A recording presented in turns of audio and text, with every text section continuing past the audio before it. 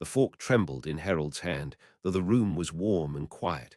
A week ago they had buried Martha. Tonight her daughter and son-in-law were carving up the rest. Perry reclined with practiced ease at the head of the table, no longer a guest but a man staking a claim. "Now that your wife has died," he said, "grieve, pack your bags, and never come back here again." Sienna nodded. Her silence was worse than any insult. The house was never really yours anyway. Harold rose slowly, his chest hollowed by grief, his gaze steady. He did not protest, did not beg, did not break. Instead, he left his own home without a word and drove into the night, not toward a suitcase, but toward a vault. Martha had been kind, but she had not been naive. Inside the safe deposit box she made him promise never to open without cause, Harold found a sealed envelope with a single sentence written in her hand. "If they turn on you, use this." Before we continue, do me a favor. Hit like and subscribe so you never miss what's next. The roast cooled on the table, untouched. 7 days had passed since Martha's funeral, and still, Harold moved like a man missing parts of himself. The family dinner had been his idea, a way to remember her, a way to reclaim something steady in the silence. But now, in the dining room they had shared for more than 2 decades, something unrecognizable unfolded. Across the table, Perry leaned back in the chair that used to be Martha's. He spoke with a rehearsed calm. The words were already prepared. "Now that your wife has died, grieve, pack your bags, and never come back here again." Harold blinked. Not in disbelief, in confirmation. He had heard correctly. Beside Perry, Sienna nodded. Her eyes never rose from her plate. Her hand stayed busy with the stem of a wineglass she had barely touched. The same daughter who had once cried for hours when Harold accidentally crushed a bird's nest with the lawn mower now acted as though her father's entire world was just clutter to be cleared. The house was never really yours anyway. The words were sharper than Perry's, colder, more final. As if Harold himself was already buried beside Martha. He placed his fork down carefully, though his fingers wanted to tremble. He looked around the room. The curtains Martha had sewn in her last healthy months. The photos hung in mismatched frames. The wooden floor still scuffed from Sienna's first tricycle. 23 years of a life lived in full color, reduced to a logistics problem by 2 people with a mortgage they could barely manage. His voice, when it came, was quiet, steady. "I see." Perry took that as a win. "Good. We will help you look at some places tomorrow, something appropriate, small, manageable." Sienna finally looked up. But the eyes that met Harold's were no longer Martha's eyes. They were borrowed by something else, something transactional. "It will be better this way, Dad." For everyone, better. Harold stood. He did not argue, he did not cry, he did not ask why. That part of him had been hollowed out already. Instead, he reached for his jacket in the hallway closet and slid it on like armor. Behind him, Perry chuckled with the confidence of a man who thought he had just claimed a deed. "Smart choice, Harold." Harold said nothing. The door closed behind him with a soft click. It did not slam. Slamming was for anger. This was colder than anger. This was design. Outside, the desert air wrapped around him, dry and still. He walked to the car he had bought 10 years ago, the same year he paid off the final mortgage on the house they now wanted him to vacate. He started the engine and drove. Not home, not anymore, and not to pack a single thing. Instead, he headed towards something Martha had once told him about, in that quiet voice she used when the subject was difficult. "There is a deposit box in the vault at Desert Community Bank. Only open it if something breaks that cannot be fixed." At the time, he thought she had meant her illness. The long goodbye they had both endured in silence. But now he understood. Martha had not been afraid of dying. She had been afraid of what might happen after. The vault was still open when he arrived. They knew him by name. Retired vice president. 35 years of loyal service. They had attended Martha's funeral. They offered condolences as they escorted him down the familiar hallway. Box 233. He signed the slip, turned the dual keys, and opened the metal drawer that held something heavier than gold. Inside was a single envelope. His name was written on the front in Martha's handwriting. He opened it slowly. Inside were 2 items, a notarized legal document, and a note. The note read, "If they turn on you, use this." No hesitation, no forgiveness. "I saw it coming before you did. Love." He unfolded the document. His breath slowed. It was real, it was devastating, and it changed everything. Outside the bank, night had fallen. The desert wind had picked up, whispering through the empty parking lot like a warning. Harold stood under the flickering streetlight and reread the clause, twice. Then he pulled out his phone and began typing a new entry into the Notes app. Phase 1, awareness, complete. Phase 2, leverage. Begins tomorrow. He slid the phone back into his coat pocket and looked out across the street. His reflection stared back at him in the bank's darkened window. Not a broken man. Not a widower. Not a victim. Just a man who had been underestimated. Inside the coat pocket, the edge of Martha's letter pressed against his ribs like a knife made of paper. He turned, walked toward his car, and drove into the desert night. He did not look back. The safe deposit box closed behind him with a mechanical thud, sealing away the last of who he used to be. Harold sat in the leather chair Martha had insisted they keep, despite its worn arms and faded seams. She had said it felt like home. Now it felt like an empty throne. The house had gone silent again, but it was no longer the silence of grief. It was a waiting silence, a silence pregnant with decision.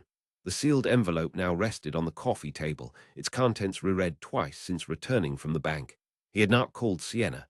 He had not responded to the text she sent late that night. Her message had been short, almost cheerful. Hope you found a place to stay, Dad. Let me know if you need help boxing things up. Love you. He stared at the message until the phone screen dimmed. Then he turned it off entirely. Morning came with the same relentless desert sun. The same garden Martha had once tended bloomed obediently, as if unaware of the betrayal that had bloomed inside the house. Harold brewed his coffee the same way he always had. 2 scoops. No sugar, just strength. He brought the mug to his desk and opened the drawer where he kept his records. Martha had always teased him about his obsessive documentation. Receipts, statements, tax folders organized by year. But Martha had also known the value of a well-kept paper trail. Trust, she used to say, should come with a receipt. He pulled out the thick file marked Sienna. At first, it had been tuition checks, $89,000 over 4 years. Tuition, books, housing, meal plans. Every line item neatly recorded. He had never hesitated, not once. Her future was a better investment than any portfolio. He turned the pages. Next came the house down payment. $65,000 wired directly into escrow. They had been short after the bank denied them a mortgage. Perry's credit score had been too low. Sienna's income too unstable. They had come crying. Literally. Sienna's eyes had been red, her voice hoarse. We'll pay you back, Dad, with interest. No repayments ever came, but Harold never asked. Pride and love had a way of keeping silent tallies. He flipped further. The wedding, $23,000. Martha had insisted on it, even when the medical bills had begun to surface. It's her only wedding, Harold. Let's make it count. It had counted. He still remembered the father-daughter dance. Sienna whispering in his ear how lucky she was, how grateful, how she would take care of them one day. He reached the last few entries. Car repairs. Emergency dental work. Perry's failed business loan. $38,000. In total, $215,000. $200 and $15,000. Enough to rebuild this house. Enough to retire twice. Enough to drown in if you never saw it coming. He stood and walked to the filing cabinet where Martha had kept her personal papers. In the back, behind their joint insurance policies, he found a slim black notebook. Her handwriting, fewer jokes, more precision. Inside the front cover, she had written, "If you ever need to remember why you matter more than money, read this." He turned the pages. It was a log of everything Harold had done for the family, not in dollars, in moments. Sienna's first recital. He left a board meeting to attend. Perry's job loss. Harold helped rewrite his resume. Martha's treatment plan. Harold took notes, tracked side effects, handled every insurance call. She had logged it all because she had known Harold wouldn't. Because he would see only the numbers, not the soul behind them. He closed the notebook and set it beside the financial records. 2 stories, one in ledgers, one in love, and yet both pointed to the same conclusion. They had forgotten who he was. The text came mid-morning. We found a great senior living place in Tempe. They have a tour opening this Friday. Want us to schedule it for you? He did not reply. Instead, he opened a blank legal pad and drew a line down the center.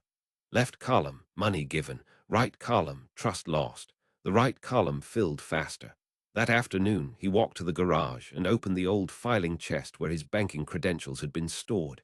his CFP certification, his analyst credentials. Even in retirement, he had maintained his subscriptions to credit monitoring services and financial legal journals.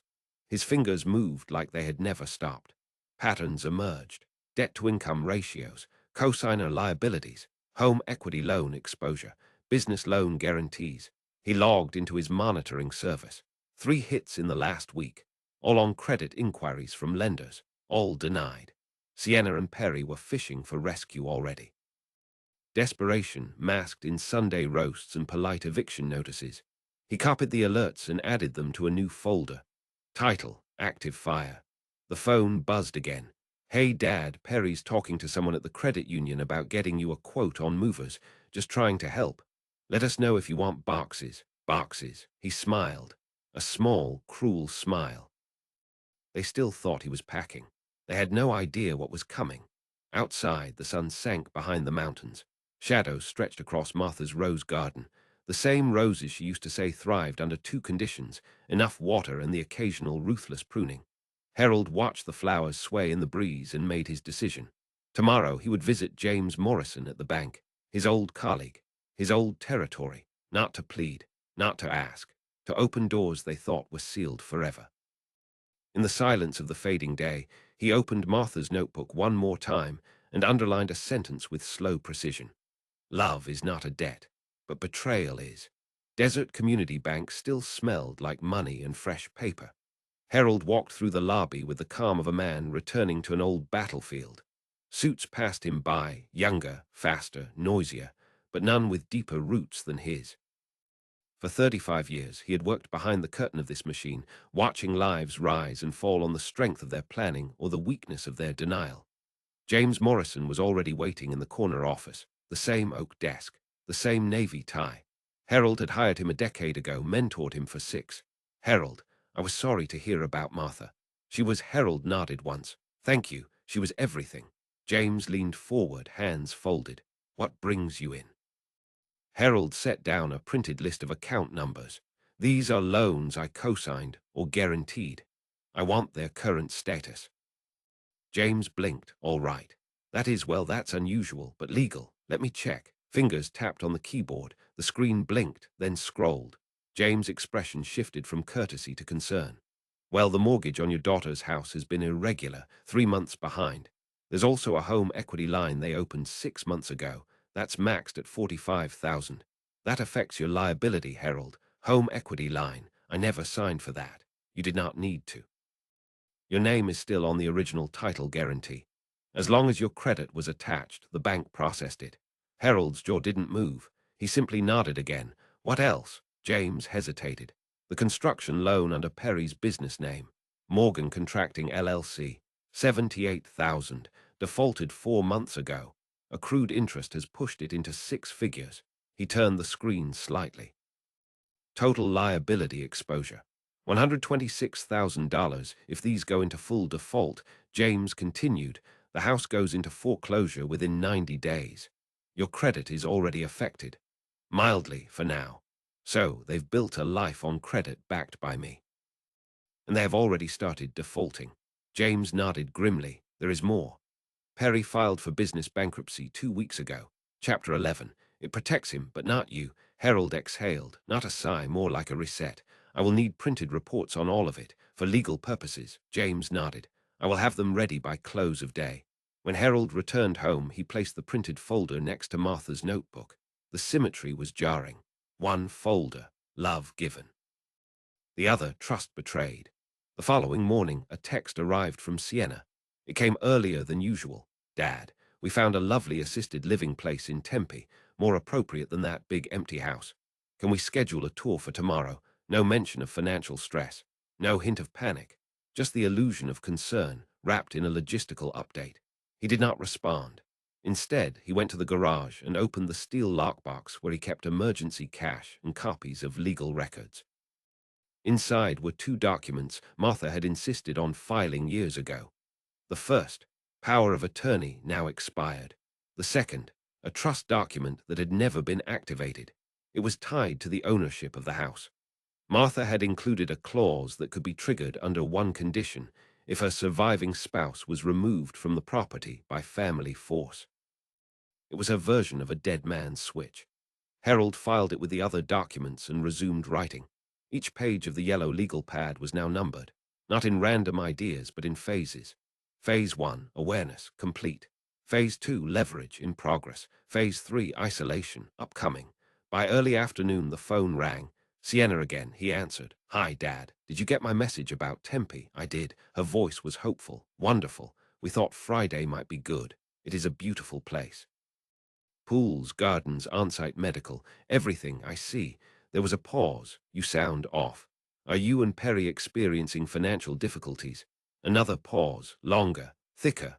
"Why would you ask that?" "Because I am your father, and because I have received notification of 3 credit inquiries on accounts I co-signed. I do not know what to say." "You could try honesty. We are working through some things. Construction slowed. Some bills piled up, but we are handling it. I hope so." Another silence. "Do you still want to tour the Tempe facility?" "No, I am not going anywhere." Sienna inhaled sharply. Her voice cracked. "Dad, this house is too big for you. You will be lonely here. You are vulnerable. I will let you know if I need assistance." He ended the call. Her follow-up message arrived within minutes. "I am sorry if we pushed too hard." Perry was stressed. "We both were. We love you. We want what is best." What is best? They were now on the edge of financial collapse, and they had gambled that Harold would fold under pressure. They had failed to calculate one critical factor. He knew the rules better than they did. By the end of the day, he had spoken to 3 contacts from his old life, 2 attorneys, and 1 investigator. Nothing extreme, just gathering information. The final message he sent that night was to his financial lawyer. Subject line: activating clause 16. No body text, no further explanation, just the phrase Martha had written on the envelope. "If they turn on you, use this." That night, Harold sat in silence, staring at the glowing screen of his laptop as legal documents began uploading into cloud storage. In 3 days, he would no longer be the man they thought they could evict. By Wednesday morning, Harold had finished organizing the package. Not a care package, not a gift, a dossier. Inside it were all the tools needed to apply pressure without lifting a finger. Item 1, the full breakdown of the mortgage delinquency. Item 2, Perry's business loan default documentation. Item 3, the cosigner exposure letter prepared by James at the bank. Item 4, Martha's trust clause scanned and notarized.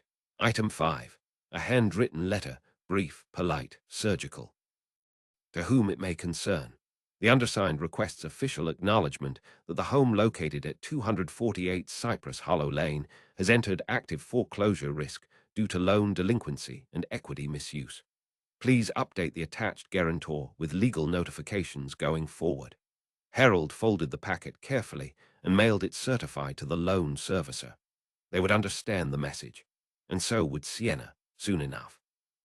That afternoon, he returned to his desk and opened the folder labeled Phase 2. Inside were names and numbers. Former clients, fellow bankers, old city contacts, not friends, assets. He began making calls. The first was to David Marsh, Regional Compliance Director for Southwest Insurance Group. "David, this is Harold Butler. I am consulting again. Informal work. One question for you. Do you carry workers' comp on Desert Vista Construction?" David did not hesitate. "We do." "Why?" "They have 2 late payments. A third means we report to the bond issuer. If they default, coverage lapses. That is helpful. I appreciate it." The second call was to Sarah Adams in municipal licensing. Her voice still had the sing-song quality Harold remembered. "Desert Vista," she echoed when he inquired. "Yes, we flagged them for incomplete safety submissions on their last project. Not serious yet, but repetitive violations could delay inspection schedules." He thanked her and hung up. Each fact was small on its own, but pressure points were never about force. They were about timing. Later that day, Harold returned to the coffee shop where local business chatter still circulated. He had not been gone long enough to be forgotten, just long enough to feel underestimated. Margaret Walsh from First National slid into the booth beside him with a warm smile. "I heard you lost Martha." "I am sorry, Harold. She was one of the best." "She was," he replied, "and I am just starting to move forward. Part of that includes reviewing a potential loan co-signature." "For who?" "Perry Morgan." Margaret's smile flattened. "We reviewed his application yesterday. High debt to income, business bankruptcy. Denied immediately. Not creditworthy. Would you mind sharing that information with anyone else reviewing him? Margaret leaned in. Between us, that man's financial profile is a cautionary tale. I would not lend him coffee money. Harold returned home before sunset. The roses were blooming again. It was unseasonably warm for early March. Martha would have insisted they trim the petals back to encourage hardier stems.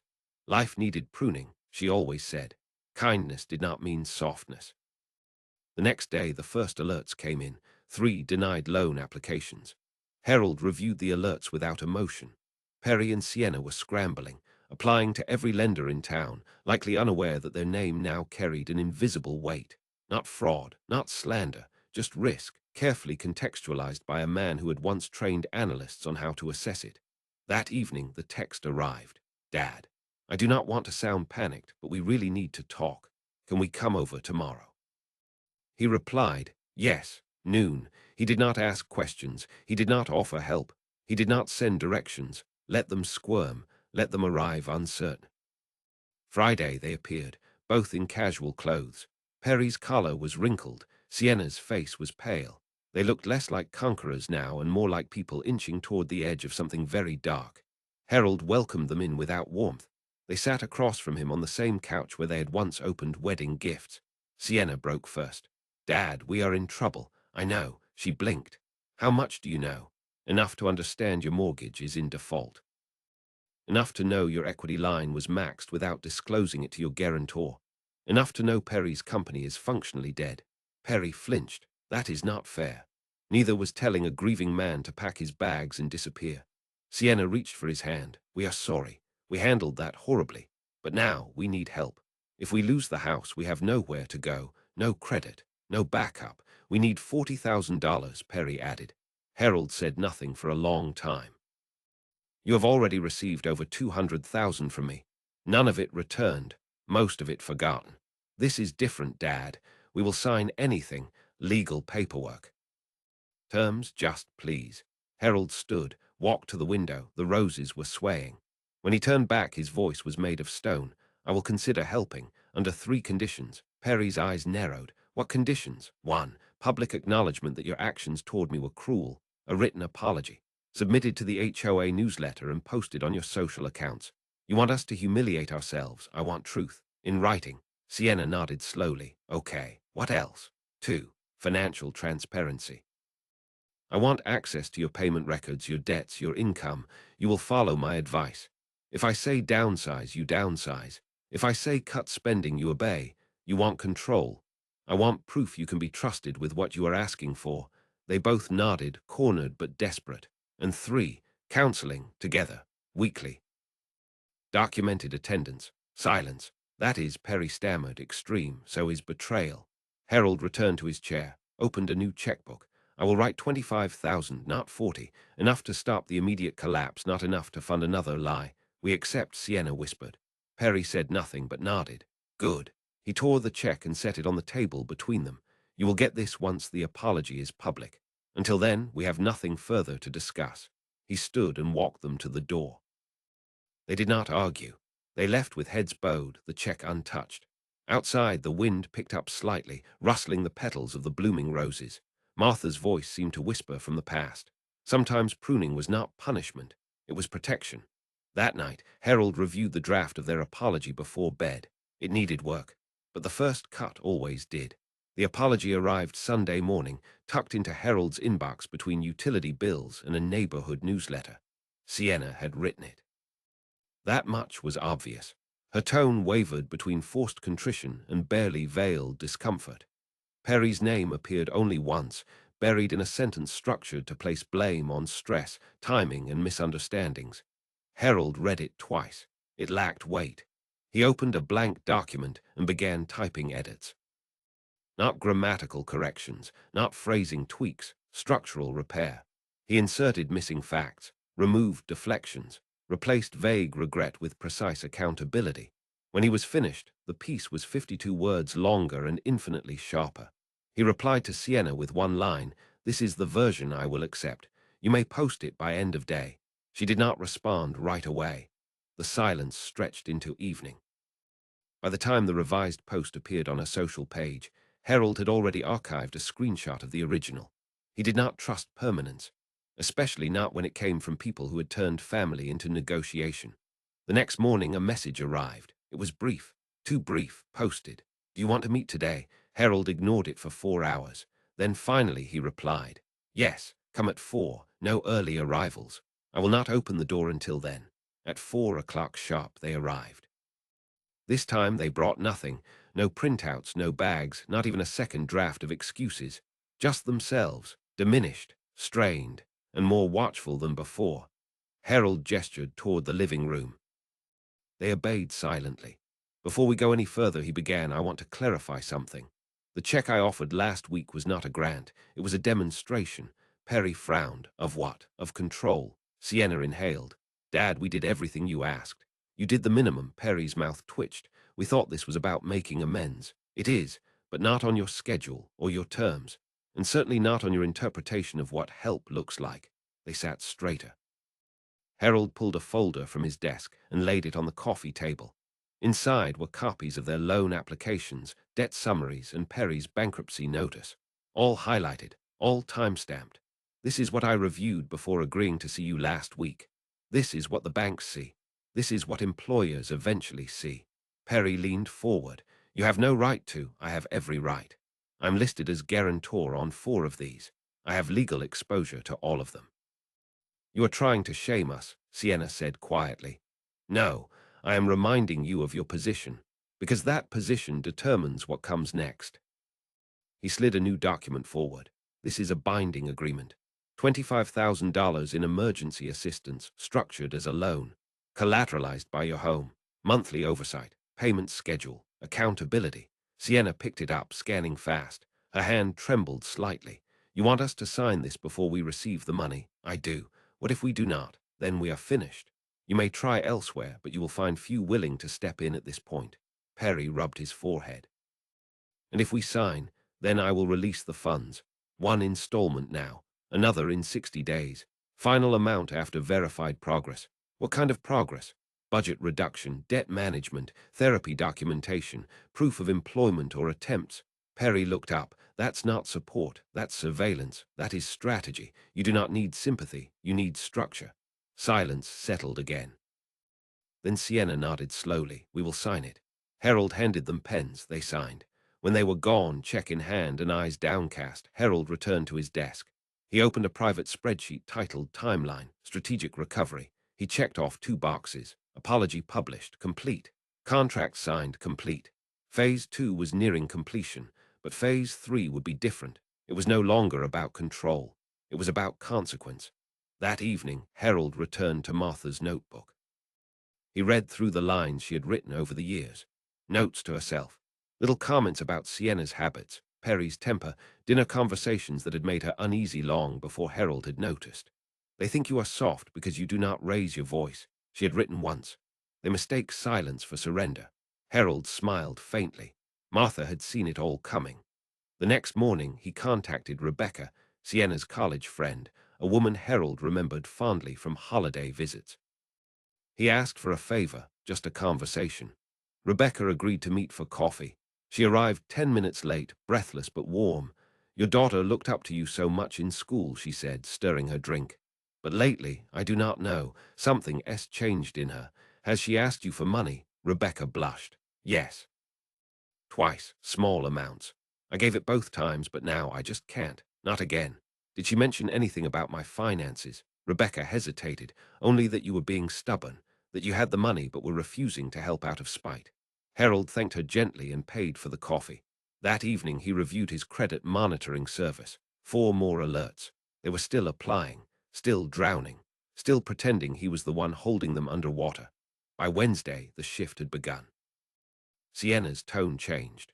Her messages grew polite, neutral, transactional, checking in, letting you know we made our first counseling appointment. "Hey, just confirming we are on for next review. Dad, we appreciate this more than you know." No warmth, no real remorse, just maintenance.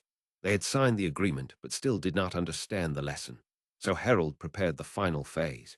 It began with one quiet visit to his lawyer. "We are going to activate the clause in Martha's will," he said. The one about misuse of assets and attempted coercion. The lawyer raised an eyebrow. That triggers the trust clause, you realize. I do. And it moves the house into charitable holding. Yes. And you will vacate the property voluntarily within 90 days. I will. He signed the paperwork. That evening he sent one final message to Sienna. Next meeting will be our last. We have some final decisions to discuss. Her reply came fast. We are ready. And again, thank you. You saved us.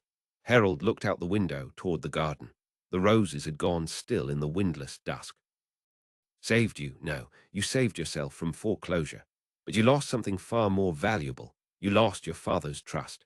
And now you will lose the rest. Harold locked the garden gate that night, not to keep anyone out, but to prepare for the moment they would try to get back in. The lawyer's office was made of glass and silence. Harold sat across from the notary while final documents were reviewed. The trust transfer was in motion. The property, this house, these rooms, the garden where Martha had planted hope, would soon be moved to the Butler Legacy Trust, a charitable structure designed years ago but never activated. The clause from Martha's will had not been decorative. It had been intentional. A line drawn in legal ink to protect what she knew Harold might be too patient to defend with anger. She had written, "If my husband is ever pressured, guilted, or emotionally manipulated to surrender his home following my death, I instruct the transfer of our primary residence to the trust. Its purpose shall be to protect dignity, not to preserve ownership." The attorney, a woman named Elise Chen, slid the final documents across the table. "Once you sign these, Mr. Butler, your role becomes trustee, not owner.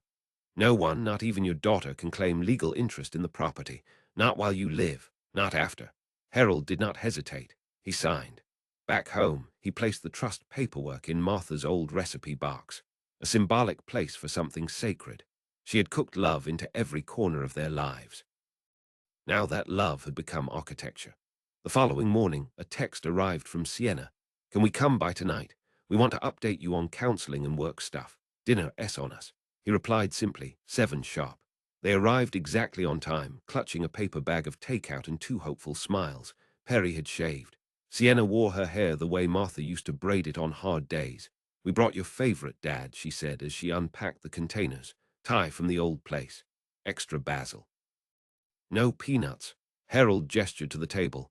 They sat like guests in a house they once tried to claim. "We started counseling last week," Sienna began, "a licensed therapist. Twice weekly. We are doing the homework, really talking." Perry nodded. "And I picked up 2 gigs, not permanent but better than nothing. We are cutting expenses too."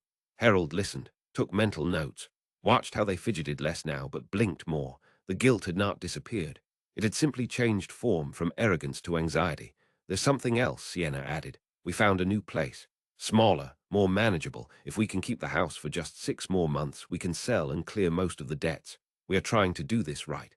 Harold nodded. "I am glad to hear that." He stood and returned with 2 envelopes, one for each of them.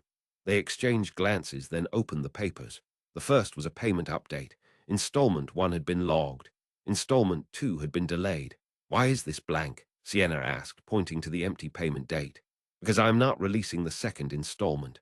Perry sat back. "I thought we agreed to terms. One of them was honesty." Sienna's brow furrowed. "We have been honest, have you?" Harold produced a new set of documents. Credit monitoring printouts, 3 new inquiries, 2 declined loans, 1 maxed-out card. "Your attempts to secure additional credit using my co-signed accounts violate our agreement.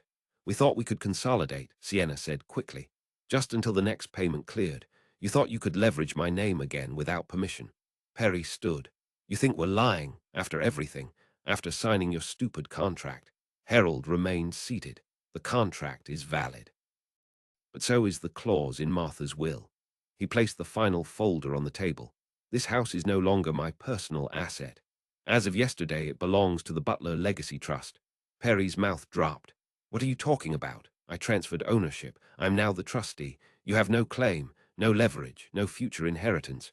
"You cannot do that," Sienna whispered. "I already have. This is revenge." Sienna's voice cracked. "You're punishing us. No, this is consequence." Harold stood, walked slowly to the window. The garden was quiet tonight. No wind, no sound, just roses, patient and waiting. When I was asked to leave my own home after my wife died, I made a decision not to fight, but to remember. Remember what? Everything, every dollar, every gift, every time I bailaid you out, every time you used love as leverage, every time you twisted my silence into permission. Sienna covered her mouth, her eyes welled. Perry stayed frozen. Not in shock, but in calculation. You planned this. From the moment I opened my mouth at that dinner, correct. You told me to pack my bags and disappear, so I did. I disappeared behind documents, behind legal walls, behind the very systems you thought I had forgotten how to use. Sienna whispered, "What happens now? Now you are free. Free from debt you created. Free from the expectation that I will solve your problems. Free to build your future without assuming mine belongs to you. But the money is gone. The check was real. The help was real. But the lesson is permanent." She wiped a tear. "Can we ever fix this?" "That depends on what you mean by fix. Our relationship." Harold turned. "You must understand something. I am not angry. I am not cruel. I am finished." Sienna's voice broke. "I was your little girl, and you used that phrase as currency until it lost all value." She looked at Perry as if expecting a defense. He had none. They stood together, no longer a unit of power, just two people who had run out of backup plans. "Thank you for the meal," Harold said, returning to his chair. The basil was perfect. They left without another word. The door closed. The night returned. Harold walked to the garden and clipped one of Martha's roses, brought it inside, placed it in the small vase beside her photograph. "You were right," he said aloud. They thought silence meant surrender. He reached for the envelope where she had written the original clause. Below her signature, he added his own line: "Love is a gift, but it is not a blank check." The next morning, Harold received an email alert from the credit bureau. Perry had tried again. This time, it triggered something else. The credit alert arrived at 6:03 a.m., the time when desperate men make silent moves, hoping the system still sees them as solvent. But systems don't forget, especially not the ones Harold still monitored. The message was brief. Flagged activity on co-signed account, attempted auto loan, status denied. Perry had tried to use Harold's name again, this time for a vehicle. This time after signing a document explicitly prohibiting such use. Harold stared at the screen, unmoved. The desperation was no longer theoretical. It was now habitual. By noon, another alert arrived. This one from the credit monitoring service itself. Third-party risk pattern detected. Associated accounts may be entering distress loop. Translation: Perry and Sienna were failing repeatedly, and the algorithm had begun marking them as financial contagion. Each denial made the next less likely. Every application was a nail in the credit coffin. At 3:00 p.m., a voicemail pinged. Sienna's voice. Tight, controlled, pretending normal. "Hi, Dad. I know we made a mistake with that auto loan. Perry thought the terms would be different. It was a misclick. We're sorry. Can we stop by tomorrow to talk?" Harold did not reply. Instead, he sat in Martha's chair and reviewed their contract. Clause 5. Any unauthorized credit activity would suspend assistance indefinitely. Clause 7. Any attempt to use the cosigner's name for gain would nullify the agreement entirely. The terms had been clear. What they had not expected, what neither of them ever accounted for, was that Harold would enforce those terms. That night he went to the rose garden, not to prune, just to observe. The blooms were wider now, full and red, too vivid for their own safety. Martha had always said the strongest flowers drew the sharpest storms. He slept easily, no guilt, no hesitation. At 7:00 the next morning, the doorbell rang. He answered slowly, as if time itself bent to his will. Sienna and Perry stood on the porch. They looked different now, less like a couple and more like cellmates. Her eyes were tired. His hands were shaking. "We need to talk," Sienna said. Harold gestured to the living room. No pleasantries, no drinks, just the three of them. And the space between who they had been and who they were now. "We know we messed up," Sienna began. "But we are trying. You saw the apology. We signed everything. Counseling is helping. That is good," Harold said. "But we need the second check. Just to hold things together a little longer. You violated the agreement. It was a misunderstanding," Perry cut in. "I thought I could list you as an income source, not a cosigner. That was not a misunderstanding. That was fraud." Perry's jaw tightened. "Is this who you are now?" Harold stood, walked to the desk, and retrieved a new document. One page, printed in bold, notice of contract termination. He handed it to Sienna. What is this? The end of the arrangement, the loan, the conditions, all of it, voided. You cannot just pull it back. Yes, I can, and I have. Sienna's lip trembled. Please, Dad, we're begging, begging now. 2 weeks ago you told me to leave my own home. We were scared. And now you're terrified. That is the progression of consequence. You're punishing us. No, I am demonstrating what happens when trust is treated like furniture, moved, discarded, and assumed replaceable. Perry stood, his hands clenched. You are a bitter old man playing king of a crumbling castle. Harold stepped closer. No. I'm the man who co-signed your life into existence and can legally unravel it piece by piece. Sienna sobbed now. Perry paced. You cannot do this. There are laws, there are, and I have followed them all. You think this is justice? No, this is proportion. Harold opened a second folder. Inside were the court-ready copies of the trust transfer. The house was now out of reach. Permanently. You were counting on an inheritance. You were hoping I'd forgive out of loneliness. You bet against my intelligence, and we lost. Yes, and now the debt has matured. Perry turned, kicked the coffee table. Harold did not flinch. Leave. We have nowhere to go. That was your choice. Sienna's shoulders sagged. So that is it. No, that is the consequence of it. They walked out without slamming the door. Even rage had become too heavy for them to lift. That evening, Harold returned to the garden. He sat among the blooms, reading Martha's notebook. Near the end, he found an entry written in shaky script. If they choose ambition over affection, remember this: you taught them love. You did not teach them to weaponize it. That was their doing. The moonlight was soft that night, not gentle, just honest. At midnight, a new message arrived. From Sienna. One line. Do you hate me, Dad? He did not reply, because hate requires emotion. And Harold had already spent every ounce of emotion on people who saw him as a fallback plan. This was not hate, this was closure. The next morning the mail arrived. Inside, a foreclosure notice, not addressed to Harold, but to the couple who had bet everything on kindness and lost. The envelope was white, unassuming, but heavy with finality. Harold held it in his hands like a piece of history.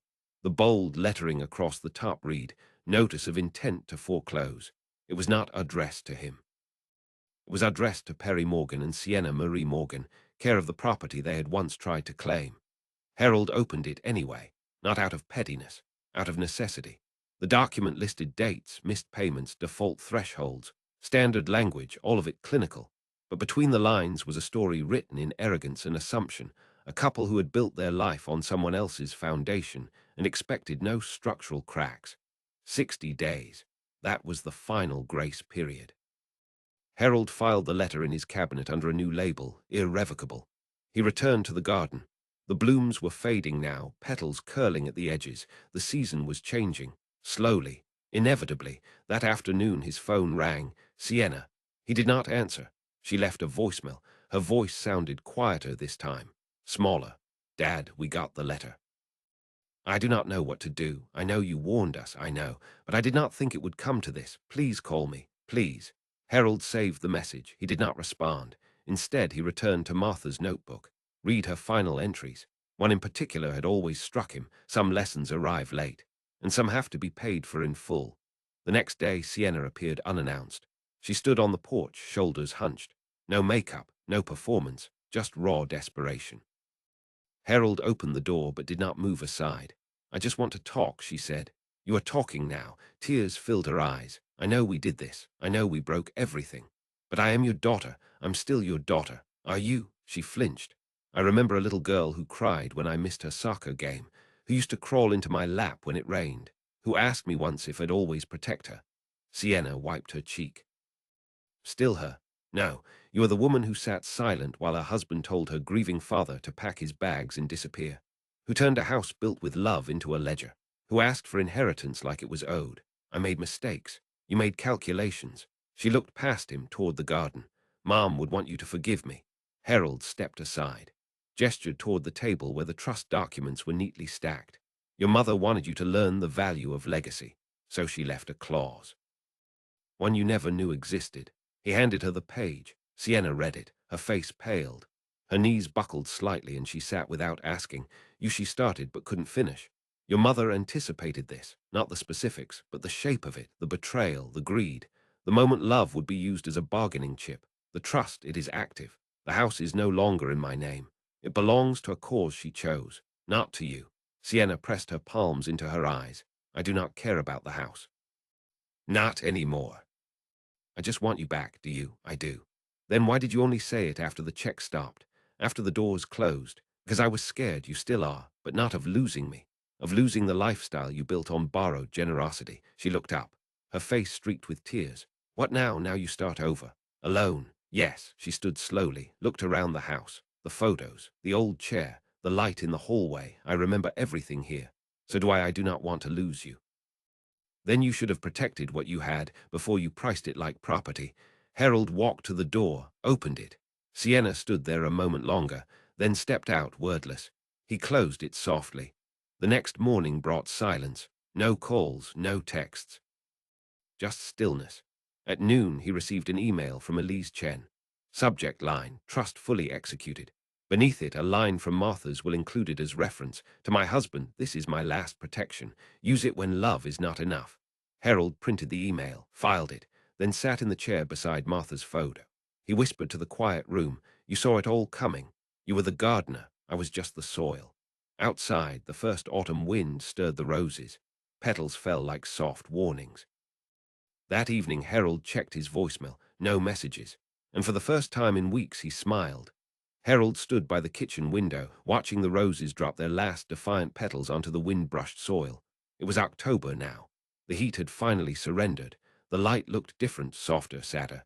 Even the house breathed differently, quieter, still.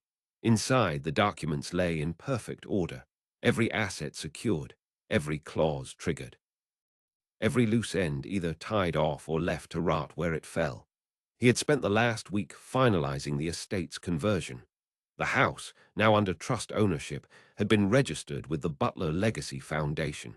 The transition had been clean, seamless, inevitable. The only thing left was the letter. It sat on his desk in a cream envelope, no address, no postage, just one name, Sienna. He had rewritten it 3 times. The first draft was too bitter, the second too hollow, but the third, this version, was surgical. It was not meant to hurt her. It was meant to show her what hurt had built. He sealed the envelope and placed it in the mailbox at the end of the drive. He did not wait for the carrier. He did not track the delivery. Some messages needed to arrive without ceremony. That night he brewed his tea and sat in Martha's chair. The house hummed with old warmth. Ghosts lived here now, not of death but of memory. He imagined Martha standing in the kitchen, apron dusted with flour, humming her off-key tunes. He imagined Sienna as a child, darting through the hallway with tangled hair and sticky fingers. Then he remembered her silence at the dinner table, and the way Perry had smirked. That moment had never left him.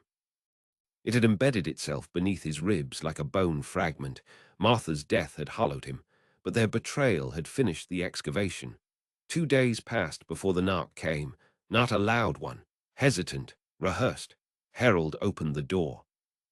Sienna stood there alone. No car in sight, no purse, just her holding the cream envelope with both hands. She said nothing. He gestured for her to come in. They sat at the table. No food, no drinks, just distance and decades between them. She held up the envelope. I read it, twice. Harold waited. I thought I wanted money, or the house. But I think I just wanted your approval again. Like when I was 12 and made the honor roll. He nodded once. But when I didn't get it. I tried to fill the space with things. Loans, vacations, projects. Perry fed that, but it started with me. She paused, looked up. Is it too late? That depends on what you're asking. To fix this, to start again. Harold leaned forward, placed his hands flat on the table. There is no going back, only forward. But forward means accepting what you broke, not asking me to forget it. I'm not asking for forgiveness. Good, because forgiveness is not the point. Then what is? Awareness, accountability. And then maybe one day trust. She blinked hard, nodded. And if I do that, then we speak again. She smiled, thin and tired. You said in the letter that Mom saw this coming. She did. Why didn't you? Because I thought love was enough. And it was, until it became a weapon. Silence. Sienna looked around the room like it had changed shape. I miss her every day. So do you think she'd be proud of this? Of you? No, of this. what happened, of how it all ended. Harold stood, walked to the fireplace, took down the framed photo of Martha in the garden. He turned it around. On the back was a handwritten note dated a month before her death. If love cannot protect him, this trust must. I don't want revenge. I want preservation. He handed the photo to Sienna. She read it, her lips pressed tight. Then she spoke one last question. Did you ever consider just letting it all go? Harold looked out the window. Every day. And then I remember how quiet the room went when you let him speak for you. Sienna nodded, stood. I don't deserve your kindness. No, he said. But maybe one day you will earn it back. She left quietly. No promises, no tears, just the letter still folded in her hand. That night, Harold placed the photo of Martha back on the mantel. But he did not face it forward. Not yet. November brought stillness. The kind of stillness Harold had not felt since Martha's diagnosis. No more late-night credit alerts. No desperate voicemails. No footsteps on the porch. Just autumn air, the dry rustle of garden leaves, and a house that finally felt like itself again. He moved through it like a caretaker now, not a resident. The walls did not carry sorrow anymore, only echoes, gentle ones. The trust had shifted more than ownership. It had given the house purpose, a future that did not include being inherited, flipped, or fought over. The Butler Legacy Trust's charter was simple: preserve the house, fund scholarship grants for local students, maintain the garden as a quiet memorial to Martha. She had always wanted to be remembered in bloom. Harold stood on the porch that morning, watching volunteers unload crates of mulch and Rose feed. Two students, both on full ride grants, waved politely before heading toward the garden beds. One of them wore headphones. The other sang softly under her breath, unaware anyone could hear her. Harold smiled. Martha would have liked that. Inside, he sat with his tea and reviewed the final documents from the lawyer. Everything was closed, sealed, unchallengeable. The doorbell rang at noon. He expected it. Sienna stood there, hands in her coat pockets, a little older now, or perhaps just a little more honest in her sadness. She had not spoken to him in 3 weeks. No calls, no emails. But he knew this visit would come. He nodded for her to enter. She carried a folder. Simple, worn, not unlike the ones Harold had kept for years. She handed it to him. I sold the car, she said, paid off the utilities, cancelled the credit cards. I'm moving into a studio next month. No Costner, no shortcuts. Harold opened the folder. Inside was a new budget, handwritten. Every dollar accounted for. No projections, just truth. I've taken a job. Customer support. Not glamorous, but honest. He closed the folder. Good. They sat across from each other in the living room, the same chairs, the same soft light, but no illusions between them now. Sienna looked around. I used to think this house would be mine someday. It never was. I know that now. She hesitated. I miss Mom. So do I. I miss you too. I'm still here. Not like before. No, not like before. She leaned forward slightly. You've built something with the trust, with the house. I didn't understand that at first. But I do now. It's not just yours anymore. It's hers. And you're guarding it. Harold nodded once.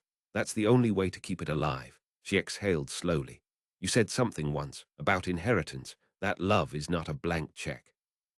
He looked at her directly. It's not. But it can still be a map. Sienna blinked, and tears rimmed her eyes. I'm sorry it took losing everything to see that. Some people never see it at all. She stood slowly. I'm not asking for anything.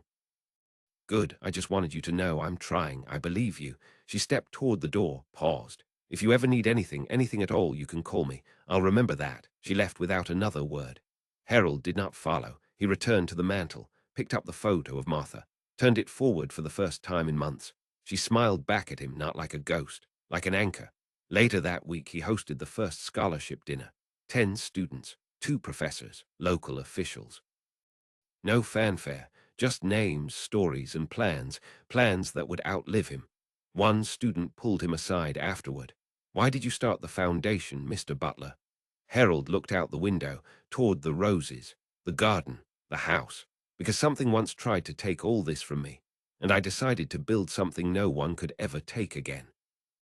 And in the stillness of that legacy, Harold found the only revenge that ever truly lasted, being remembered for protecting what others had tried to steal.